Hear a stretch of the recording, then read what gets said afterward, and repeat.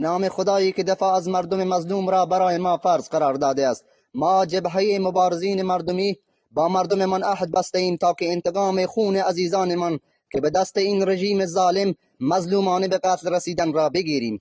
رژیمی که اعتراضات بر حق مردممان را اغتشاش رونمایی کرد و بر کودک و جوان ما رحم نکرد. به دستاندرکاران این جنایت خطاب می‌کنیم.